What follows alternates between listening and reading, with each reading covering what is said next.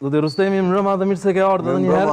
Mbrëma, mirë si u gjeta. Me gjas po vini nga një tubim elektorale, apo jo? Nga Mitrovica, apo nga cila komunë? Nga një tubim madhështor, do të thoja.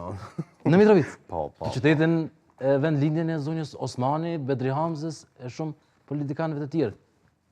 A ishte ky një mesazh për ta, për çfarë? Ja, në qytetin më të rëndësishëm të Kosovës në kuptimin politik të fjalës, do të thonë sidomos në këto 5 vite të fundit.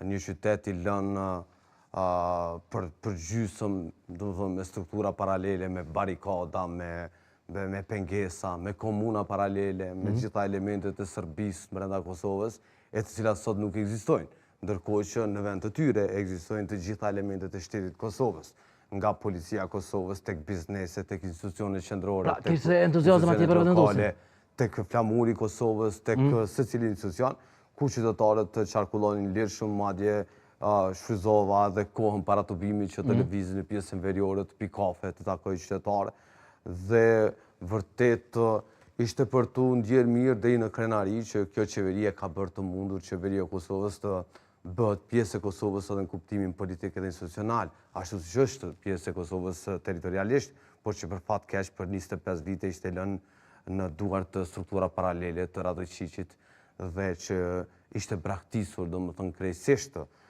u dëshmu që përkundër vështirësive dhe përkundër asaj që konsiderohej e pamundur që të merrej në kontroll, qeveria Kurti me planifikim, me vendosmëri, me kujdes, por të njëjtën kohë me këmbgulje e bëri të mundur.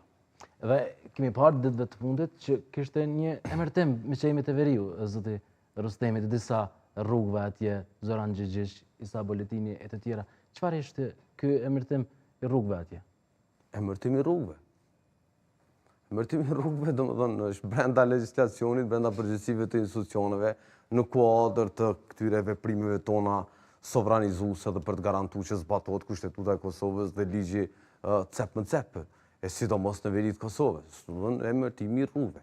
Në vend të atyre emërtimeve të strukturave paralele, sepse keni parasysh edhe në kuptimin vizual dhe do të thonë të shenjave, veri i Kosovës fatkeqësisht kishte tabelat e kohës së Miloševićit. Po pse pikërisht Zoran Xhinxhiq, ish-kryeminist që ka kundërshtuar pavarësinë e Kosovës? Jo vetëm makinat që kishin tabelat e kohës së Miloševićit, po edhe rrugët kishin tabelat e kohës së Miloševićit.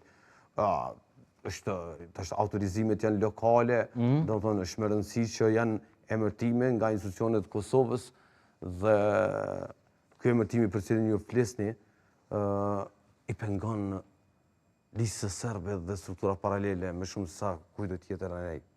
Jo, me që ka qenë një ish-kryeminist i Serbisë, kundërshtar i pavarësisë